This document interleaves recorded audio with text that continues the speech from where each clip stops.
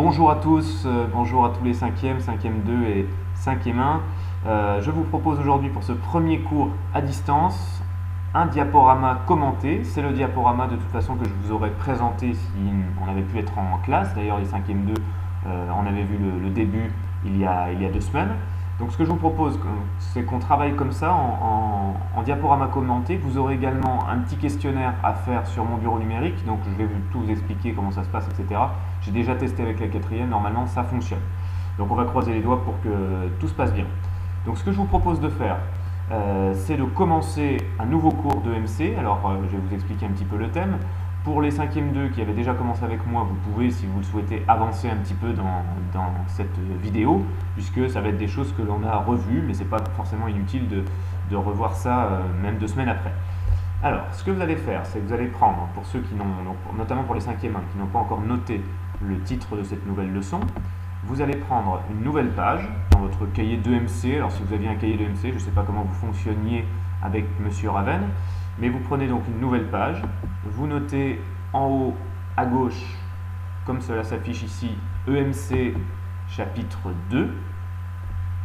Il me semble que c'est le chapitre 2, je crois que vous m'aviez dit que vous aviez travaillé pas mal sur les discriminations notamment, donc sur l'égalité entre les hommes et les femmes, entre les hommes de différentes couleurs de peau, etc., sur les discriminations en général. Aujourd'hui, on va traiter d'un thème qui au contraire ne parle pas d'égalité, mais plutôt de distinction entre chacun de nous, car ce qui nous distingue entre chacun de nous, même avec notre frère jumeau pour les jumelles ou jumeaux de nos classes, c'est ce qu'on appelle l'identité. Donc on va expliquer ce que c'est que d'avoir une identité, qu'est-ce que c'est que l'identité, quels sont les différents types d'identité. Déjà définissons ensemble ce que c'est que l'identité. Je le disais tout à l'heure, c'est ce qui va nous distinguer les uns des autres. C'est tous les éléments, c'est-à-dire que même quand on a une sœur ou un frère jumeau, une sœur jumelle ou un frère jumeau, eh bien on a au moins quelques éléments qui nous distinguent de lui, notamment notre prénom. Même si on a la même couleur de cheveux, le même physique, le même caractère, les mêmes parents évidemment ou le même nom de famille, on a quand même un élément de notre identité qui nous distingue. Donc chacun d'entre nous, on est tous différents grâce à notre identité. Donc vous pouvez noter, après avoir noté ce titre en rouge au centre de votre page, vous pouvez noter une petite introduction qui nous dit donc ceci, qui nous définit ce que c'est que l'identité. L'identité, c'est donc l'ensemble des éléments qui distinguent un individu d'un autre. On va voir en quoi c'est essentiel. On reparlera également de comment on obtient son identité, à partir de quel moment, comment on prouve son identité une fois qu'on en a une, quels sont les différents papiers administratifs qui nous permettent de prouver notre identité quand on voyage ou quand on se balade dans la rue. Donc on verra tout ça. C'est la question qu'on va se poser. Vous pouvez noter également quelles sont les différentes formes d'identité, puisque vous verrez qu'il y a notamment deux grands types d'identité. L'identité légale, celle qui nous paraît la plus évidente, avec les papiers d'identité notamment. L'identité personnelle, ça va être davantage le caractère, vos goûts, etc. Ça, sur votre carte d'identité, par exemple, il n'y a pas. Vous aimez les mangas, c'est pas écrit sur votre carte d'identité. Vous aimez le foot, c'est pareil, c'est pas écrit. Ça, c'est une identité personnelle. Donc, on en reparlera. Et en toute fin de chapitre, on parlera des nouvelles identités qui existent maintenant depuis 15-20 ans. C'est les identités numériques. Chacun peut avoir son ou ses identités numériques aujourd'hui grâce aux réseaux sociaux, grâce aux différents profils qu'on peut se créer ici et là. Donc une fois que vous avez noté ça, donc n'hésitez pas à faire pause dans la vidéo, puisque si je parle trop vite, vous n'avez peut-être pas le temps de tout noter, donc c'est l'avantage d'une vidéo en ligne. Vous pouvez faire pause pour terminer la copie. Une fois que vous avez noté ça, vous passez donc à la suite. La suite, c'est le grand 1, l'identité légale. Donc vous notez identité légale.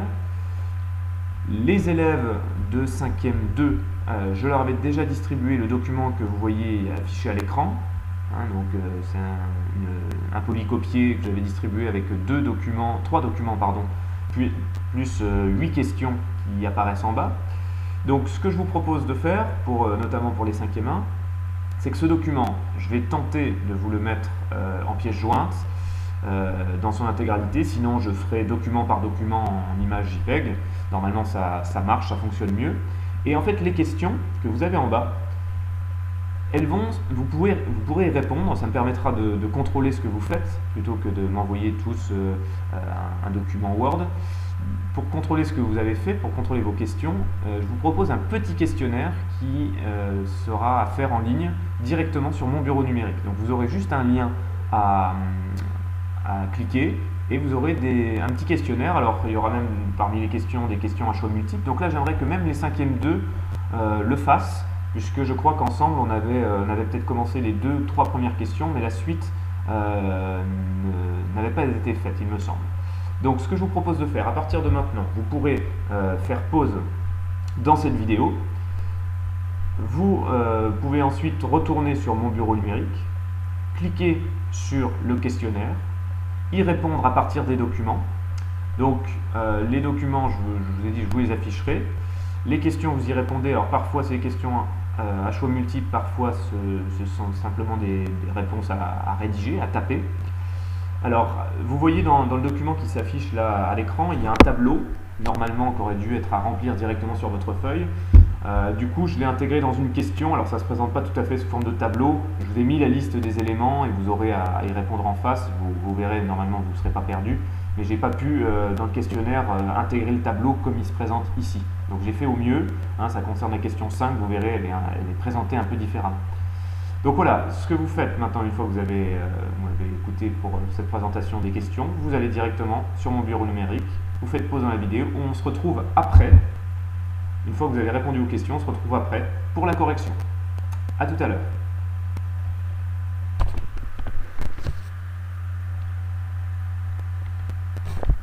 Voilà, j'espère que tout a bien fonctionné pour vous pour ce petit questionnaire. Normalement, si tout est envoyé, moi je vais pouvoir vérifier vos réponses. Alors, c'est pas noté, pas de panique.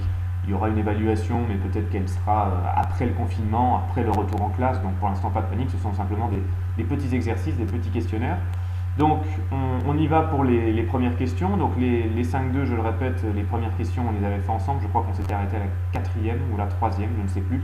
C'est pas inutile que vous les revoyiez. Si vous jugez que vous avez déjà tout juste, vous pouvez passer directement à la question 5. Alors, question numéro 1, donc toujours dans cette première partie qui concerne l'identité légale. Excusez-moi. Voici un premier document. J'espère que vous avez lu tranquillement ce document et je vous demandais tout simplement de me dire comment s'appelle ce document officiel, de lui donner en gros un titre. Alors, sur le questionnaire de mon bureau numérique, il y avait plusieurs choix. Là, dans mon diaporama, il ne s'affiche pas ces choix. Je vais vous donner tout de suite la réponse. Il s'agit d'un document qui parle de la naissance d'un enfant. Donc le mot naissance doit apparaître dans ce titre. On le voyait ici en en-tête de ce document, on parle de naissance. Et on nous dit à la fin, dans le 2e paragraphe, qu'il s'agit, le terme est bien précis, c'est un terme très précis en administration, on parle d'acte. Cet acte a été dressé à telle date et il a été signé, vous le voyez ici, il a été signé par plusieurs personnes. Donc on parle d'un acte de naissance. Donc la réponse exacte pour cette première question était un acte de naissance. Tout le monde en a un. Vous pouvez le retrouver. Alors si vous l'avez perdu, normalement la commune où vous êtes né, la mairie où vous êtes né, a conservé un exemplaire de ce document. Donc vous avez le droit, comme tout Français, de récupérer, si vous le souhaitez, une copie de cet acte de naissance. Donc n'hésitez pas, si vous l'avez perdu, si vous souhaitez avoir des informations sur vous ou votre famille, c'est un des documents intéressants que vous pouvez vous procurer gratuitement. Deuxième question. La deuxième question portait sur le document 2. Le document 2, on vous demandait justement à partir de quand, d'après la loi, puisque là vous avez un extrait alors de deux choses. Dans ce document 2, vous avez un extrait du Code civil des Français et un extrait de la Convention internationale des droits de l'enfant. Mais là, en l'occurrence, la question porte davantage sur la France. Donc il fallait regarder le Code civil des Français. Je vous ai mis 4 articles. Les 4 n'étaient pas forcément intéressants pour notre question. Là, pour la naissance de l'enfant, et savoir quand elle doit être faite, il fallait regarder l'article 55, où on nous dit ceci, que les déclarations de naissance sont faites dans les 3 jours de l'accouchement, c'est-à-dire les 3 jours qui suivent l'accouchement. Ça peut être fait le jour même, et les 3 jours qui suivent. C'est le délai légal. Après, normalement, votre enfant, la naissance de votre enfant n'est plus enregistrée. Et vous allez voir après les problèmes que cela peut impliquer. Troisième question, toujours sur ce document. 2.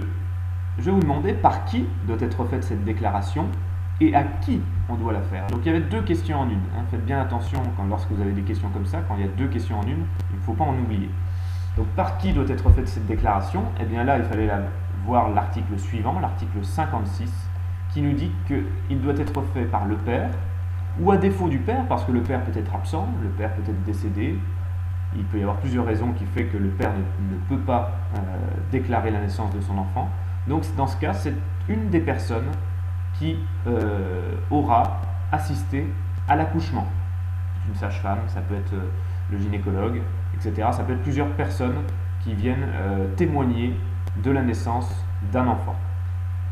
Et c'est à ce moment-là qu'on peut rédiger l'acte de naissance. C'est ce qu'on vous dit, il est rédigé immédiatement. Alors à qui on doit le faire? Eh bien, on doit le faire, et ça, vous pouviez le voir, il me semble que c'est indiqué, un responsable, voilà, c'est indiqué dans l'article 55, excusez-moi, je cherchais, les déclarations doivent être faites à l'officier de l'état civil du lieu de naissance. Vous êtes né à Ars-sur-Moselle, eh bien vous allez voir ce qu'on appelle l'officier d'état civil. Alors l'officier d'état civil, la plupart du temps, c'est le maire ou la mère, ça dépend si c'est un homme ou une femme, mais peu importe. C'est l'officier d'état civil. Qu'est-ce que c'est que l'état civil? L'état civil, c'est un registre qui s'occupe d'enregistrer tout ce qui concerne les actes d'état civil, c'est-à-dire les actes de citoyen. Ça peut être très bien votre naissance, ça peut être votre mariage, ça peut être votre décès, ça peut être votre Pacs. Voilà, tout ce qui concerne vos actes citoyens sont enregistrés à l'état civil et sont consultables quand vous voulez.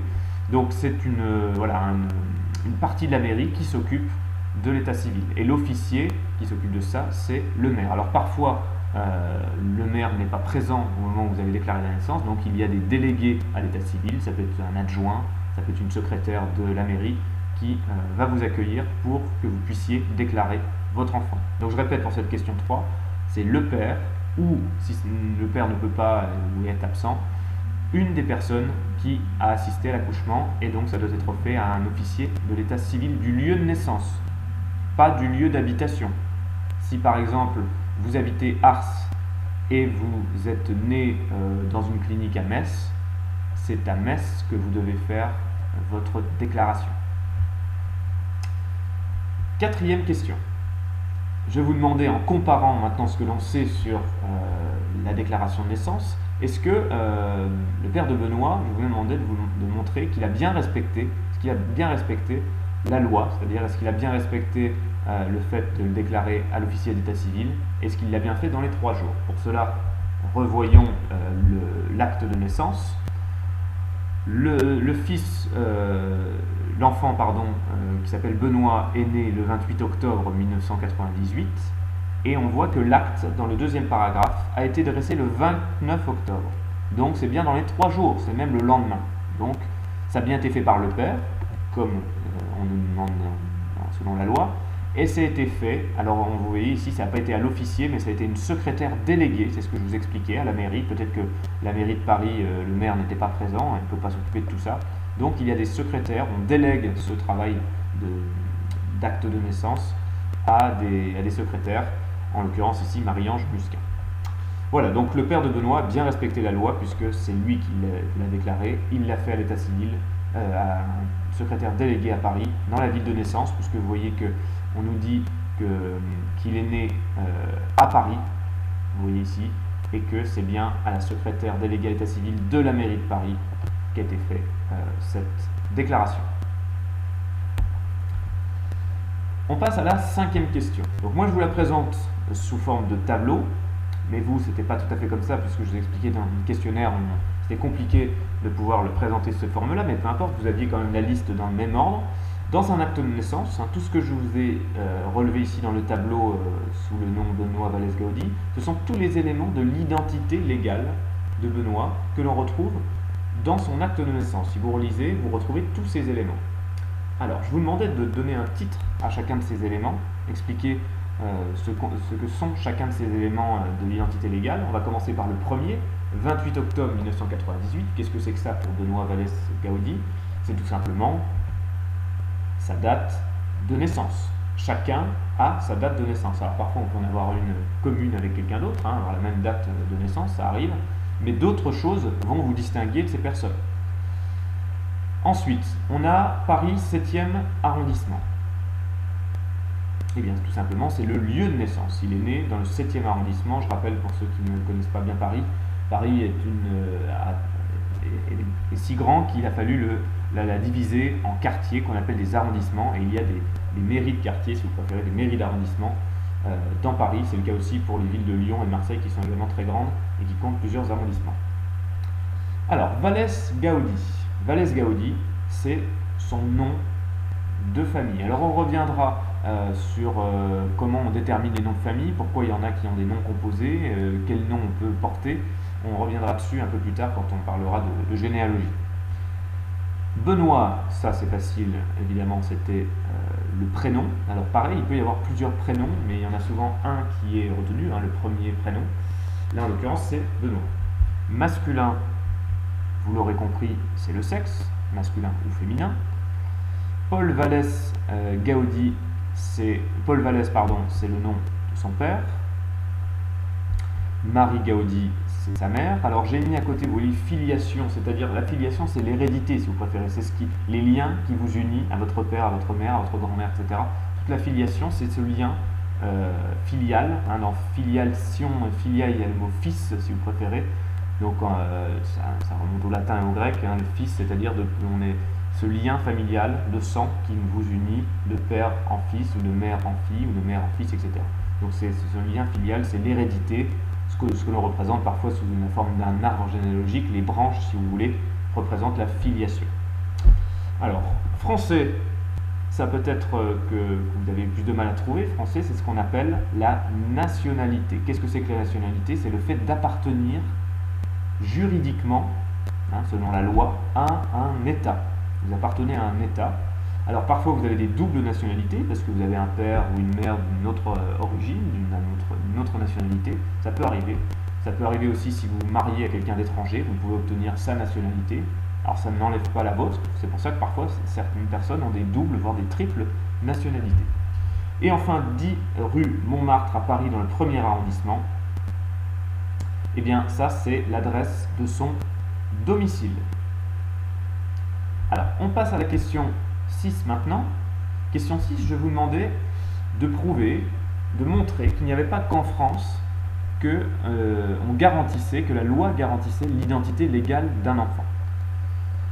C'est très important, cette identité légale, on va en parler après, dans la question 7.